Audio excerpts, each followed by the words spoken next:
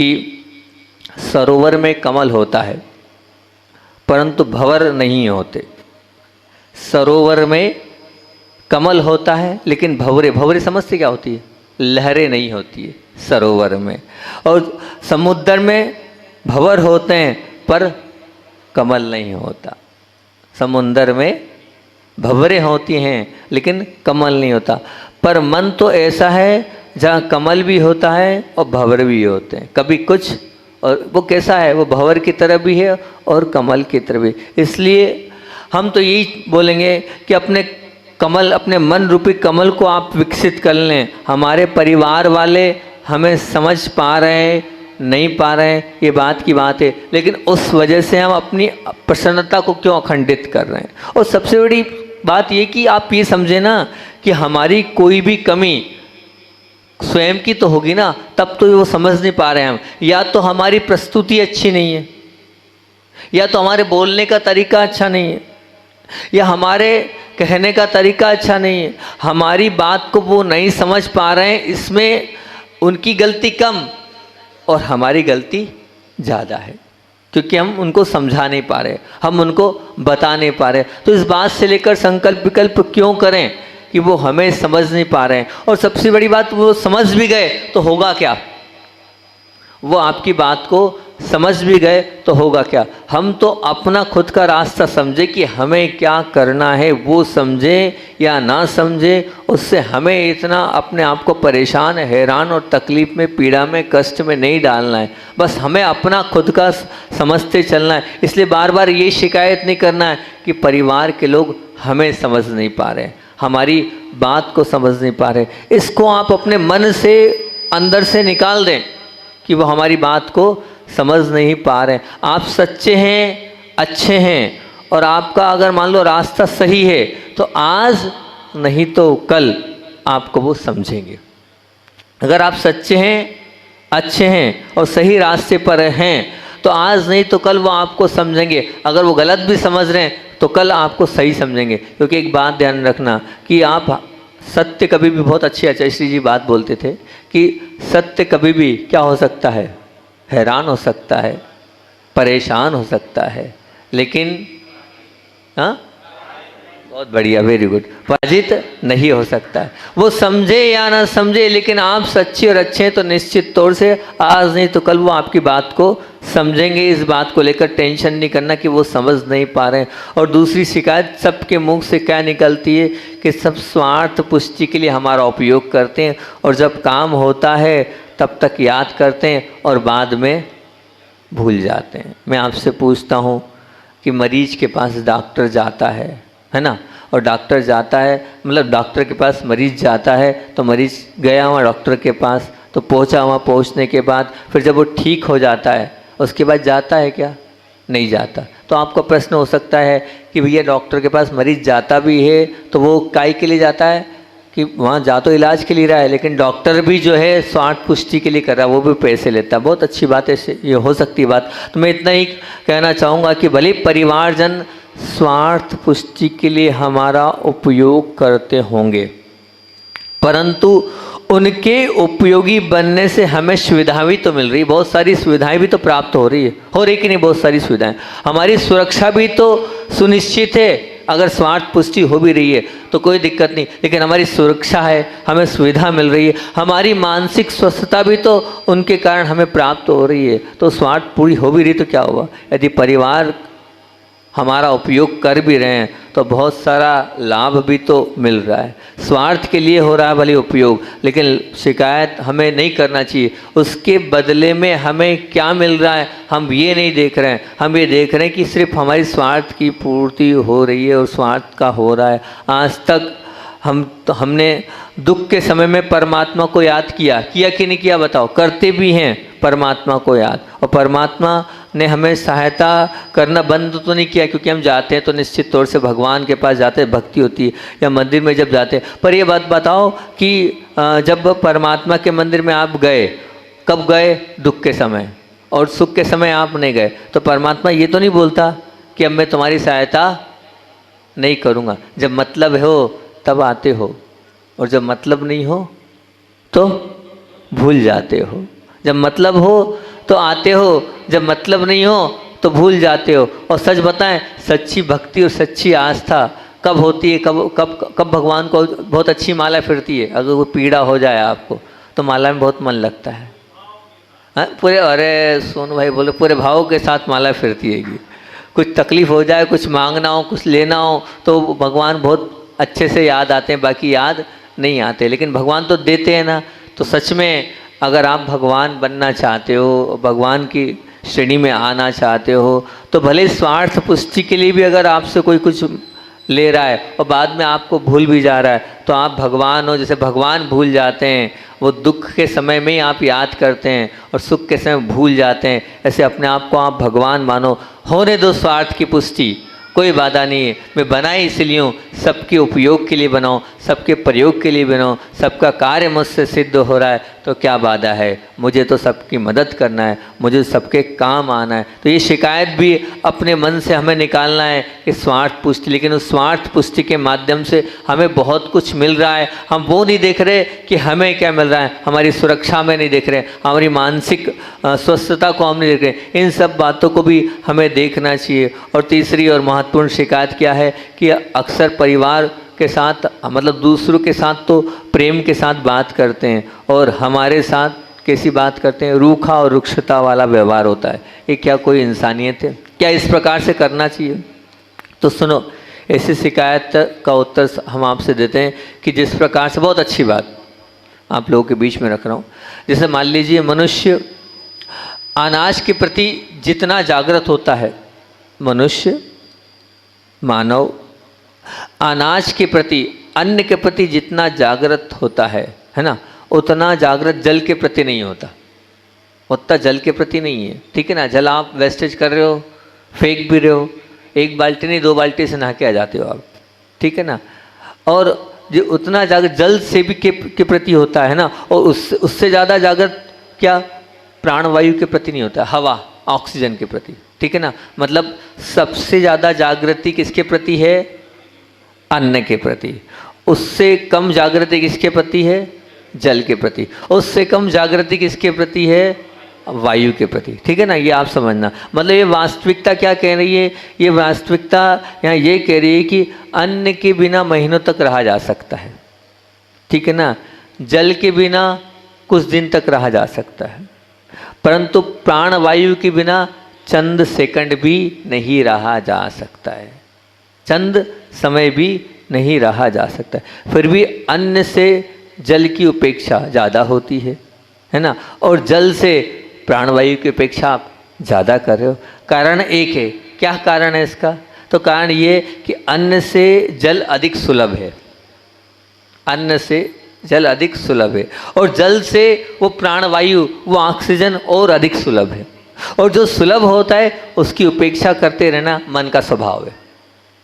जो सुलभ है उसकी उपेक्षा करना मन का स्वभाव है। तो आपकी शिकायत का यही समाधान है, क्योंकि स्वजन हमें बहुत सुलभ है, हमारे अपने हैं, हमारे बीच में रहते हैं। इसलिए अगर तुम्हारे साथ वो रुक्ष व्यवहार करने वाले वो परिवार के लोग भी हैं, तो क्या आप अपने आप को प्राणवायु का गौरव प्राप्त कर लो कि वो आपके बिना नहीं रह सकते, वो आपके बिना नहीं जी सकते, वो आपके बिना समय नहीं गुजार सकते। आप प्राणवायु की तरह आप उनके लिए हो। तो फिर आपको तो खुश होना चाहिए, झूमना चाहिए, गदगद होना चाहिए, उदास क्यों होना चाहिए? उस पर विचार करना कि हम प्राणवायु की तरह अपने परिवार वालों के लिए, जो जितना सुलभ होता है उतना ही उस पर गुस्सा उतरता है। समझ लेना, जो जितना प्रिय होता है उससे ही बोलते हैं। एक बार की बात आपके बीच में अपने स्वयं के रख रहा हूँ मैं। मतलब मेरे जीवन का बहुत कठिन दौर था वो, और मैं बट डिप्रेशन में नहीं गया, इतना समझ लेना आप। और मेरी लाइफ में मुनि अवस्था में अगर मैं रोया हूँ तो उस वक्त रोया था मैं। मतलब ऐसी स्थिति बन गई थी जरा सी बात पर, लेकिन उस बात को मैं बहुत बाद में समझा। बिल्कुल वास्तविक घटना आप लोगों के बीच में रख रहा हूँ, सत्य घटना आपके बीच में रख रहा हूँ जो मेरे साथ गुजरी है। इसी बात को लेकर अभी याद आई है तो वो आपके बीच में सुना रहा हूँ। पूज्य गुरुदेव से इतने जुड़े थे हम, इतने जुड़े थे कि 10 से 12 वर्ष तो लगभग रात्रि विश्राम उनके साथ ही किया है। और बात ये थी कि गुरुदेव के आशीर्वाद से हमने संस्कृत पढ़ी, प्राकृत पढ़ी, और संस्कृत में रचनाओं को प्रारंभ किया। स्वयंभू की टीका हमने गुरुदेव के आशीर्वाद से लिखी।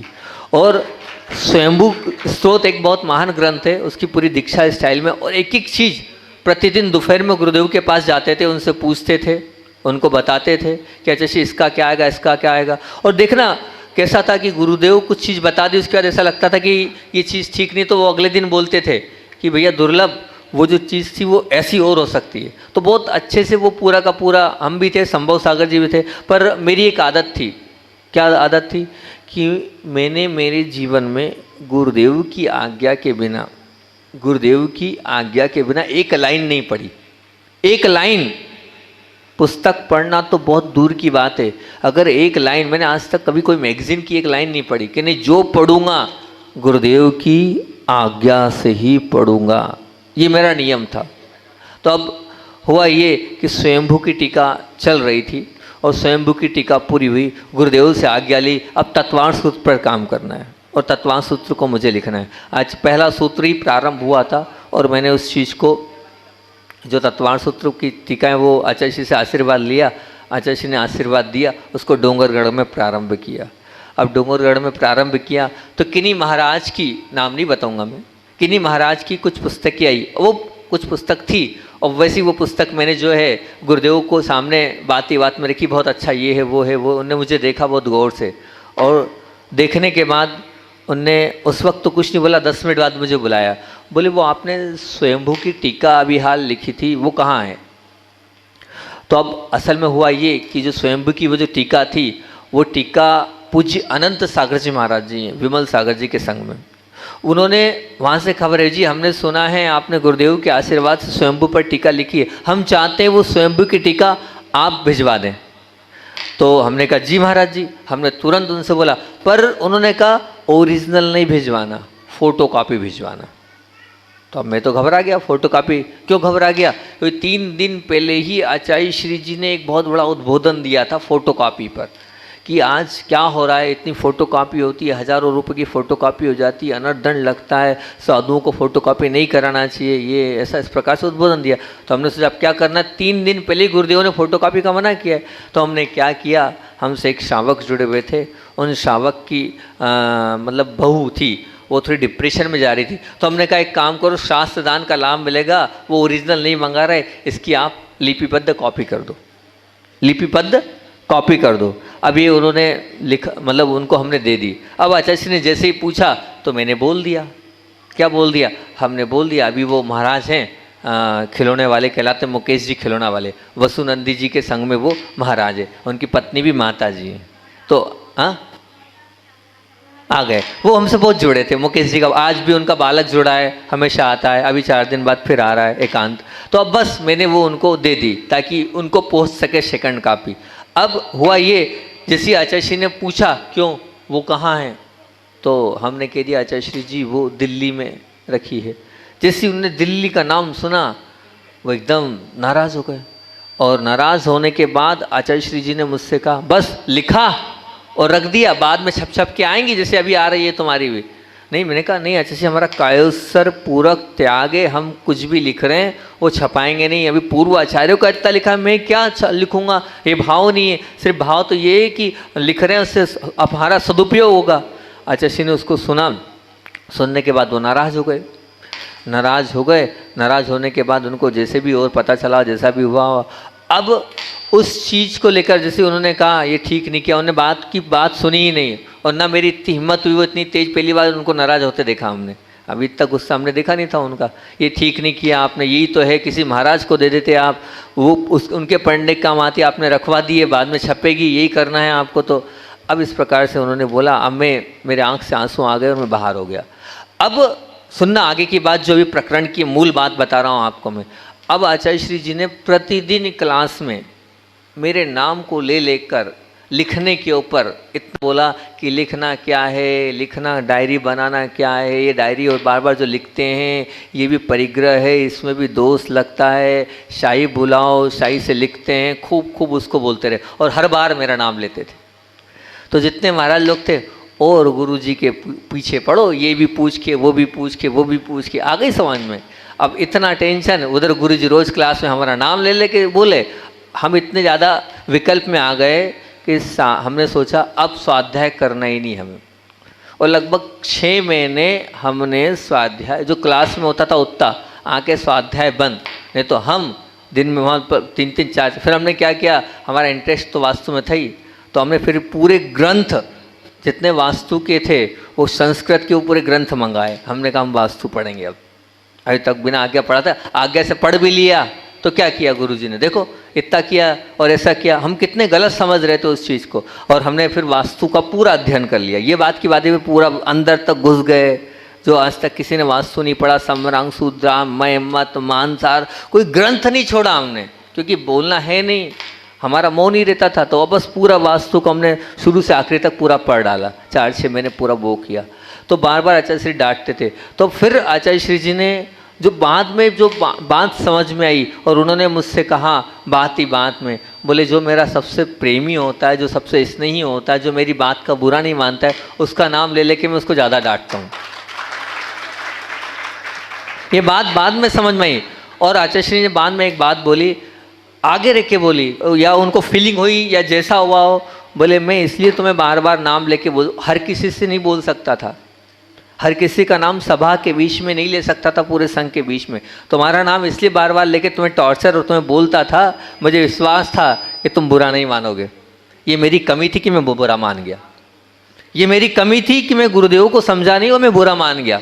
ये मैं अपना आप का पापी मानता हूँ मैं, कि मैं गुरुदेव के भाव नहीं समझा कि वो मुझे अपना मानते हैं। 50 शिष्यों में उन्हें मुझे अपना माना, कि और भी शिष्य जो लिख रहे बिना आज्ञा से, वो लिखे नहीं, बार बार इस चीज़ को बोल रहे थे कि लिखना सब कुछ नहीं है, अंदर उतारना सब कुछ है, लिखना सब कुछ। तो जो अपने वाला होता है, जो उसके अगर वो उस पर शिकायत होती भी है तो उसको अन्यथा हमें नहीं लेना चाहिए, उससे हमें विकल्प नहीं करना चाहिए। तो गुस्सा उसी पे उतरता है जिस पर प्रेम होता है, जिस पर स्नेह होता है, जिस पर वात्सल्य होता है। हर किसी पर गुस्सा नहीं उतरता है। तो उनके उस गुस्से को भी तो आप प्रेम के रूप में स्वीकार करो। मैंने जो गलती कर दी वो गलती आप मत करना, मैंने जो गलती कर दी, मैं गुरुदेव को नहीं समझ पाया, लेकिन आप अपनी गलती मत करना। अगर घर में आपसे कोई गुस्से में बात करता भी है, अगर डांट भी देता है, तो ये समझना कि वो डांट रहा है तो हो सकता है किसी को समझाने की दृष्टि से डांट रहा हो, किसी को कहने की दृष्टि से डांट रहा हो,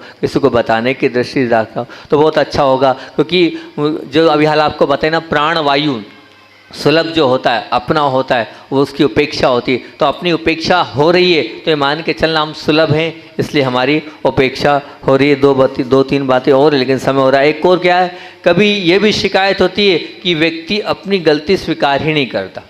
बार बार मन में ये लगता है कि वो सामने वाला गलती स्वीकारता ही नहीं है, वो कह रहे हैं फिर भी मान ही नहीं रहा। तो समझना, उसका समाधान देने का प्रयास कर रहा हूँ बहुत अच्छा। कि जैसे भूमि यदि बंजर होती है तो उस भूमि में बोया गया स्वस्थ बीज भी उगता नहीं है। बीज तो अच्छा है, बीज तो उगने योग्य है, लेकिन जो बीज बोया है वो उगता नहीं है ना। और भूमि उपजाई होते भी यदि बीज सड़ा हो, जला हुआ हो, तो बीज भी अंकुरित नहीं होता है। बीज तो अच्छा है, बीज तो भूमि तो अच्छी है, लेकिन बीज क्या है, सड़ा हुआ है।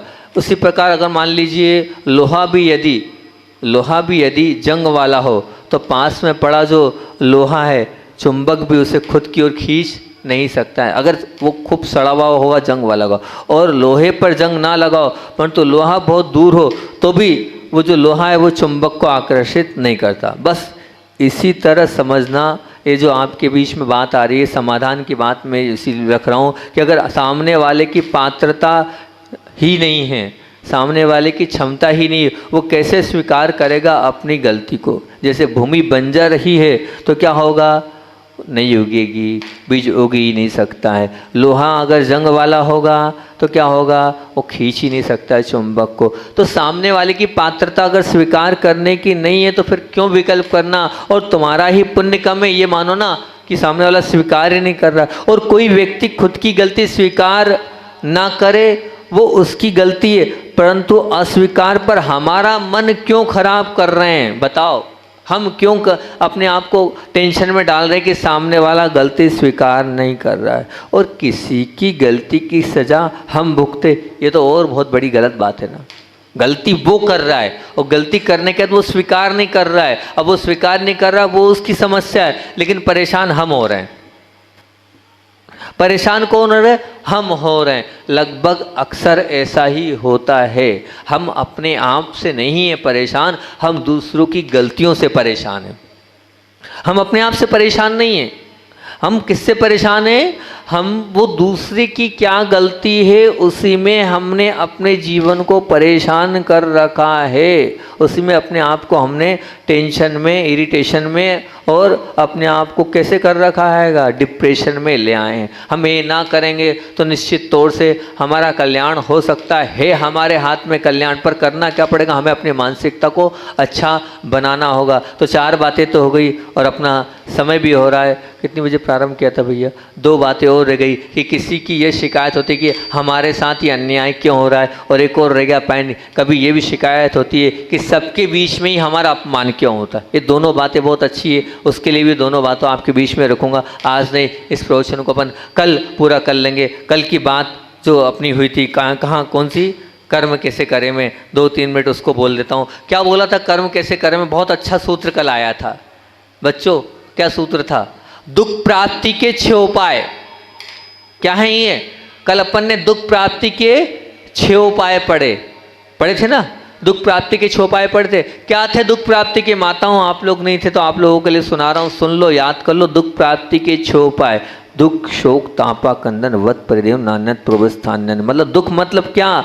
बार बार अपने दुख को, अपनी पीड़ा को वायरल करने से, बोलने से, बताने से दुख बढ़ेगा।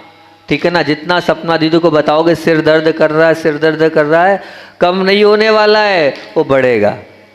तो जितने पीड़ा को बताओगे, ये काय का असाता वेदनी मतलब दुख, असाता वेदनी मतलब दुख। तो दुख प्राप्ति के 6 उपाय, जितने अपनी पीड़ा कष्ट को बोलोगे, बताओगे, चिंतन करोगे, वायरल करोगे, वो बढ़ता चला जाएगा। शोक मतलब क्या? शोक किसे कहते हैं? तो क्या हुआ? इष्ट वस्तु का क्या हो गया? वियोग, और अनिष्ट वस्तु का संयोग। जैसे इष्ट वस्तु का आपका वियोग, मोबाइल चला गया, शोक हो गया, है ना? मान लीजिए, या और कोई आपको ऐसी कोई चीज़ मिल गई तो उसमें आपका मन में खेद खिन्नता हो रही है, वो है शोक, उसको कहते हैं शोक। इससे दुख और बढ़ने वाला है। फिर क्या था? ताप। ताप का मतलब क्या है? ताप का मतलब ये है, मुझसे, मैं ऐसा नहीं हूँ फिर भी मुझसे ऐसा कहा जा रहा है, ये मेरे लिए झूठा आरोप है, मैंने ऐसा नहीं किया है। इसको लेकर चिंता करना, उसको आप कह सकते हैं टेंशन। क्या कह सकते हैं? टेंशन। तो दुख, शोक, और उसके बाद क्या है? ताप मतलब टेंशन। और टेंशन क्या? मैं ऐसा नहीं हूँ फिर भी मुझसे ऐसा कहा जा रहा है। जब जब भी ये आपके मन में चलेगा, इससे दुख बढ़ेगा, बढ़ता ही चला जाएगा। फिर उसके बाद क्या है? आक्रंदन। मतलब आक्रंदन क्या? आक्रंदन का मतलब ये होता है बात बात पर रोना। जितना आप रोगे उतना दुख बढ़ेगा। रोने से दुख कभी कम नहीं होने वाला है, दुख बढ़ता ही चला जाएगा। वध, 5वां है वध।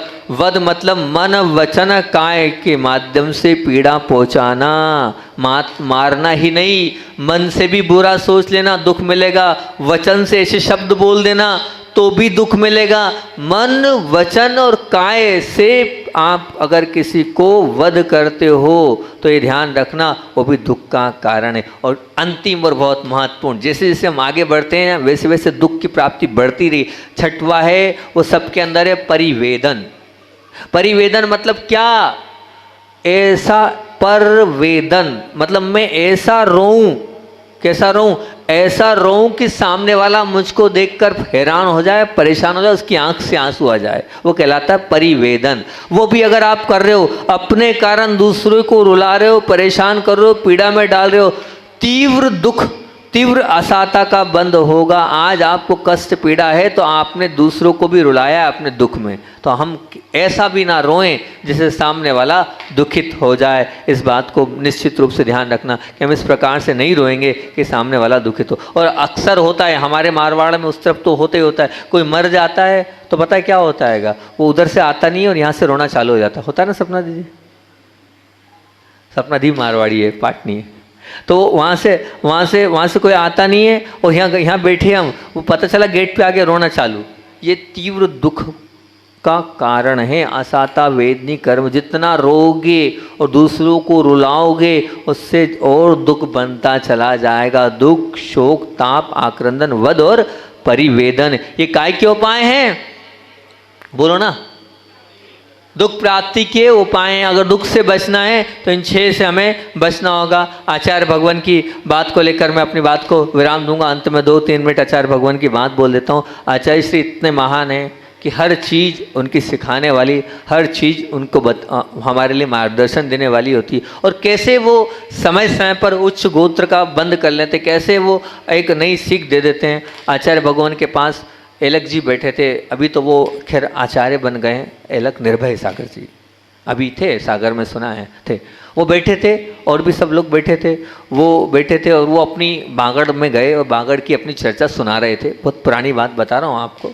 तो वो अपनी चर्चा सुना रहे थे कि आचार्य श्री जी ऐसा है, ऐसा, हम बागड़ में गए, ऐसा हुआ, वैसा हुआ। फिर उन्होंने एक बात करी, आचार्य श्री जी उस तरफ के साधुओं की चर्या ऐसी है, और जब उनने हम गए तो हमको देखा, हमको देखने के बाद ऐसे प्रभावित हुए, लट्टू हो गए कि ऐसी भी साधु चर्या होती है क्या। बड़े ही वो इस प्रकार से प्रभावित हो गए। आचार्य श्री ने बहुत ही धीरे से क्या कहा, भैया निंदा मत करो, निंदा मत करो भैया, किसी की निंदा मत नहीं करना चाहिए। हम तो ज्ञान मार्गणा को जानने वाले हैं, आपको ज्ञान में उतारना है। इस संसार में नाना भांति के जीव हैं, अनेक प्रकार की विचित्रताएं हैं और सब देखने को मिलेगी, लेकिन इन सब के बाद भी हमको उन सब को नहीं देखना है, हमें अपने आप को देखना हो। वो क्या हैं वो नहीं देखना है, हम क्या हैं हमें वो देखना है। अगर हम इसमें लग जाएंगे तो हमारी ज्ञान मार्गणा छूट जाएगी। हम दूसरों की बुराई कर रहे हैं,